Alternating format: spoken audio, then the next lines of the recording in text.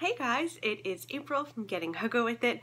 Today I wanted to share with you the historical fiction books that I want to read by the end of 2018. I have a lot of them here, so I'm hoping that I can get to them all. It would be a great feat if I did. But they're all calling out my name, and I really need to prioritize these ones, so let's get into it.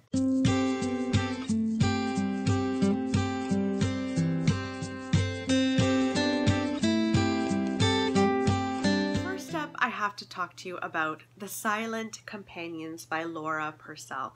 Now, I received this from the publisher. I actually begged them to send this to me. And they sent it to me from England, which I'm so grateful for. This is one of the most beautiful books that I have on my shelves. It has a little keyhole, and inside is a portrait. And this is about a woman who is pregnant and very recently widowed, and she goes to live in this home.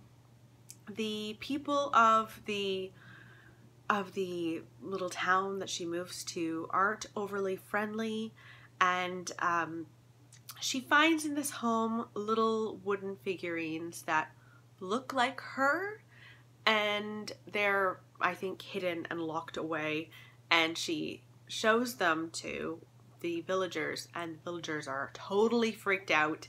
This has got a lot of gothic romance vibes in here.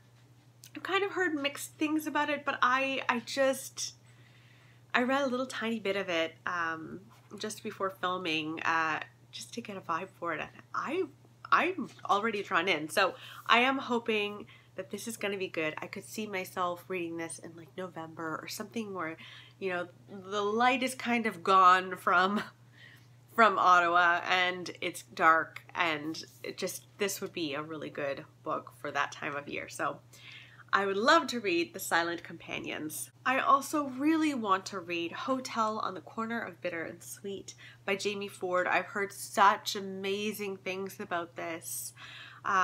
So I know that I need to read this. This takes place in Seattle, and we follow a man named Henry Lee, and he and a bunch of people are standing outside of the Panama Hotel, which was once the gateway to Seattle's Japantown.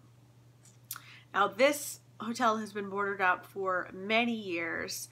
The owner of the hotel has decided to give away the contents inside, and Henry Lee is looking for a Japanese American girl that he was friends with when he was little in the 1940s. Now, she was evacuated and sent to internment camps, and he's just trying to grasp onto her in some way, one way or another. I've heard that this is going to make you cry and make you feel all of the feels, and I've been wanting to read Jamie Ford for a very long time now. I think I've got almost all of his books on my shelves.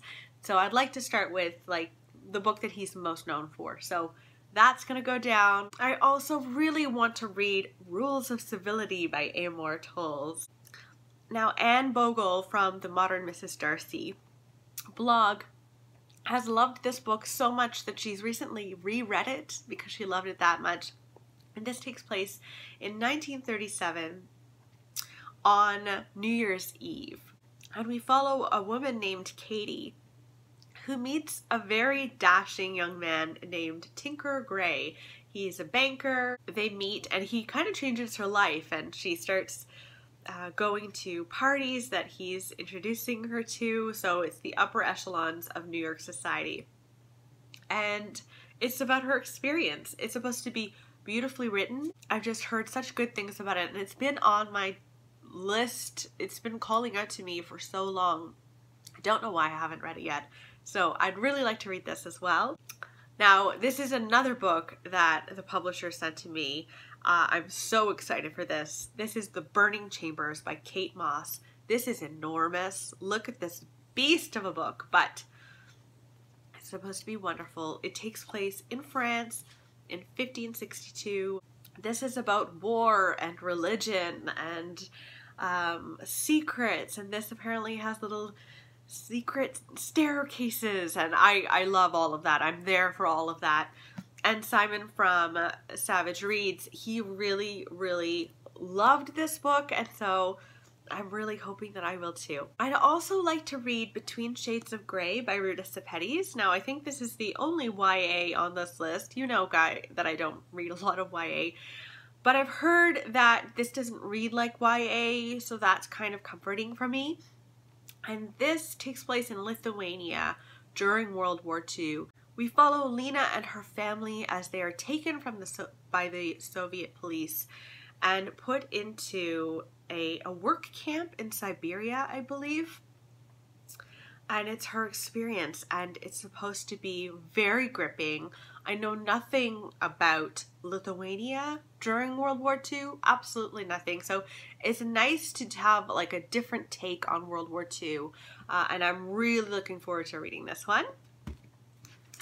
I've talked about this next one quite a few times. The Lifeboat by Charlotte Rogan. I would like to read this very much. This is about a ship that goes down in 1914. We follow Grace, and she survives this ship going down by getting into a lifeboat. Now, she gets into this lifeboat with people of various classes, and it's about the relationships that these people have with one another in this lifeboat, because class really mattered in 1914. But does it matter when you're all just trying to survive? I would like to know. So I'm going to read that. I also really want to read The Aftermath by Ridian Brooke. This is about a family that moves to Germany just after World War II has ended. So Hamburg in 1946 is a British occupied zone. We follow Colonel Lewis Morgan and his family. They moved to Germany, and while most British officers moving to Germany kick out the Germans from their homes, he decides that his family and the German family are going to live together in the house that he's been assigned to. And it's about their experience together. And to me, just this is the most fascinating premise. I think of all of the historical fiction books on my shelves, this seems so interesting to me. What would that be like? There's so much tension after the war. You've just bombed each other to smithereens, and how would it be to sit together at the dinner table every night?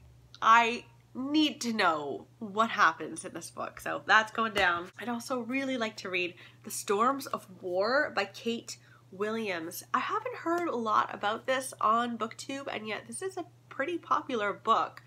This is a World War I historical fiction, and we follow a family called the DeWitt family. I believe they are fairly well off.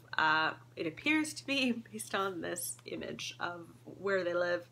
So they're well off, and then World War I happens, and it really takes a toll on this family.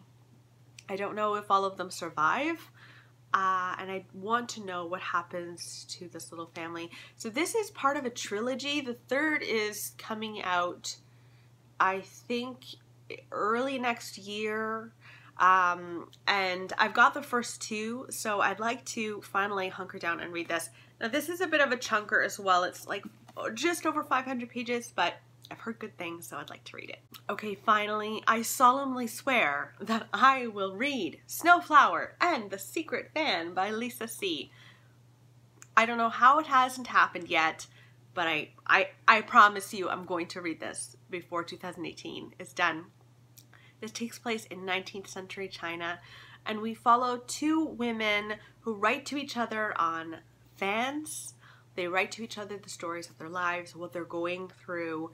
We are dealing with things like foot binding, arranged marriages, and also motherhood. And so they write to each other about their lives so they don't feel quite so alone.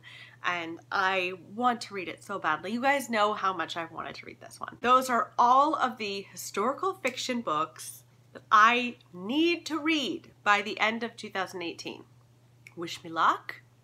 I'm hoping that I'm able to accomplish all of these because that's a lot of books. But let me know in the comments below if you've read any of those and what you thought of them. I would love to know. And also, is there a historical fiction book that you really, really want to read by the end of the year? I would love to know, and I will talk to you next time. Bye!